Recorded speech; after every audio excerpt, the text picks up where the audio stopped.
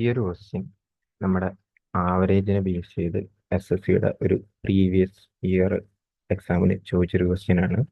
ക്വസ്റ്റ്യനിൽ പറയുന്നത് റാം, ശ്യാം, റോഹൻ, റീത, മുകേഷ് 5 പേരുണ്ട്.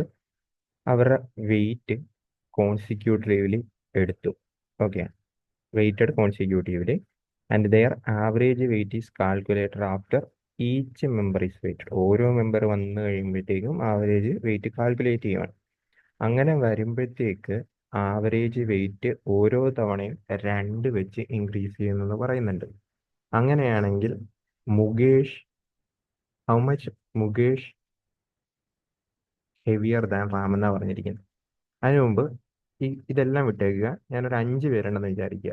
ABCD എന്ന് പറഞ്ഞ ഒരു 5 പേരുണ്ടെന്ന് വിചാരിക്കുക. ABCD എന്ന് പറയുന്ന 5 പേരുണ്ടെന്ന് വിചാരിക്കുക.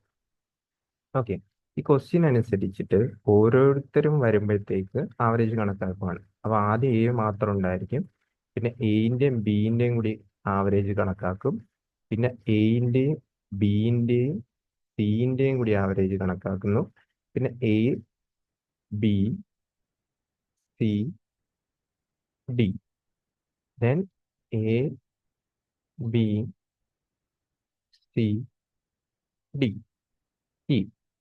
ഓക്കെ, ഇനി നമുക്ക് ഈ ക്വസ്റ്റ്യനെ അല്ല, ഞാൻ ഒരു എക്സാമ്പിൾ വെച്ചിട്ടാണ് കാണിക്കുന്നത്. അപ്പോൾ ഈ ക്വസ്റ്റ്യൻ അനുസരിച്ച് ഇതേപോലെയാണ് ക്വസ്റ്റ്യൻ എങ്കിൽ ഈ പറയുന്ന അനുസരിച്ചിട്ട് ഓരോരുത്തരുടെ ആവറേജ് കണക്കാക്കുമ്പോഴത്തേക്ക് 2 വെച്ച് കൂടി പോകും. അതായത് ഫോർ എക്സാമ്പിൾ ഞാൻ എന്റെ 10 എന്ന് പറഞ്ഞെടുത്തു കഴിഞ്ഞാൽ എന്റെ ആവറേജ് 10 എന്ന് പറഞ്ഞെടുത്തു കഴിഞ്ഞാൽ എൻ്റെയും ബിൻ്റെയും കൂടി 12, ഇതിന്റെ 3ന്റെയും കൂടി 14, ഇതിന്റെ 3ന്റെയും കൂടി ആവറേജ് 16, ഇതിന്റെ 3ന്റെയും കൂടി ആവറേജ് 18. അതായത് ഓരോ തവണ ആവറേജ് കണക്കാക്കുമ്പോഴത്തേക്കും 2 വെച്ച് കൂടി പോകുന്നതാണ് ക്വസ്റ്റ്യൻ അനുസരിച്ച് പറഞ്ഞിരിക്കുന്നത്. അപ്പൊ നമുക്കറിയാം ഇത് ആവറേജ് ആണെങ്കിൽ സം എത്ര വരും? എൻ്റെയും ബിൻ്റെയും കൂടി സമ്മ്, എൻ്റെയും ബിൻ്റെയും കൂടി സമ്മ് ഞാൻ വേണമെങ്കിൽ വേറൊരു കളറിൽ എഴുതാം. 24 എന്ന് പറഞ്ഞു തരും. ശരിയാണല്ലോ, 2 പേരുടെ ആണല്ലോ. ഇവരുടെ 3 പേരുടെ കൂടി സമ്മ് എത്ര വരും? 42 എന്ന് പറഞ്ഞു വരും. ഇവരുടെ 3 പേരും കൂടി സമ്മ് എത്ര വരും? 64 സോറി 4 പേരും കൂടി സമ്മ് എത്ര വരും? 64. എന്ത് ചെയ്താൽ മതി? ഈ ആവറേജിന്റെ കൂടെ നമ്പർ ഓഫ് പേഴ്സൺ മൾട്ടിപ്ലൈ ചെയ്താൽ മതി. ഇവിടെ 3 പേരായതുകൊണ്ട് × 3 ചെയ്ത്, ഇവിടെ 4 പേരായതുകൊണ്ട് × 4 ചെയ്ത്, ഇവിടെ 5 പേരായതുകൊണ്ട് × 5 ചെയ്യണം. ഓക്കെ, ഇതാണ് പറഞ്ഞിരിക്കുന്നത്. ഓക്കെ, ഇനിയിപ്പോൾ ഞാൻ ഇതിൽ നിന്ന് ബിയും എന്റെ ബിന്റെ സിന്റെ ഡിന്റെ എല്ലാത്തിൻ്റെയും വാല്യൂ കണ്ടുപിടിക്കാമെന്ന് വിചാരിച്ചു. ഓക്കെ, എ മാത്രം 10 ഉണ്ട്, എയും ബിയും കൂടി 24 ഉണ്ട്. സോ ബിന്റെ വാല്യൂ എത്ര കിട്ടും? ബിന്റെ വാല്യൂ 14 എന്ന് പറഞ്ഞു കിട്ടും. ഓക്കെ, എയും ബിയും കൂടി 24 ആണ്, എയും ബിയും സിയും കൂടി 42 ആണ്. സോ സിന്റെ വാല്യൂ എത്ര കിട്ടും? 18 കിട്ടും. കാരണം 42 ന്ന് 24 കുറച്ചാൽ മതി. എയും ബിയും സിയും കൂടി 42 ആണ്, എയും ബിയും സിയും ഡിയും കൂടി 64 ആണ്. സോ എത്ര കിട്ടും? 22 കിട്ടും. എങ്ങനെ കിട്ടും? 64 ന്ന് 42 കുറയ്ക്കാം. സിമിലർലി ഇവിടെ എത്രയെന്ന് പറഞ്ഞു കിട്ടും? 26 എന്ന് പറഞ്ഞു കിട്ടും. ഇത് ബിന്റെ വാല്യൂ, ഇത് സിന്റെ വാല്യൂ, ഇത് ഡിന്റെ വാല്യൂ, ഇത് ഇന്റെ വാല്യൂ. ഓക്കെ, ഇനി ഇപ്പോഴത്തേക്ക് നമ്മുടെ ക്വസ്റ്റ്യനകത്ത് നമുക്കിത് ഇങ്ങനെ എഴുതിയല്ലാതെ എങ്ങനെ കണ്ടുപിടിക്കാമെന്ന് നോക്കാം. ഓക്കെ, ഈ 10നെ വേണമെങ്കിൽ എനിക്ക്, അല്ല സോറി 14നെ വേണമെങ്കിൽ ഈ ആദ്യത്തെ 10 കണക്ട് ചെയ്തിട്ട് 10 + 4 എന്ന് പറയാം. ഇതിനെ വേണമെങ്കിൽ 10 + 8 എന്ന് പറയാം. ഇതിനെ ആണെങ്കിൽ 10 + 12 എന്ന് പറയാം. ഇതിനെ ആണെങ്കിൽ 10 + 16 എന്ന് പറയാം.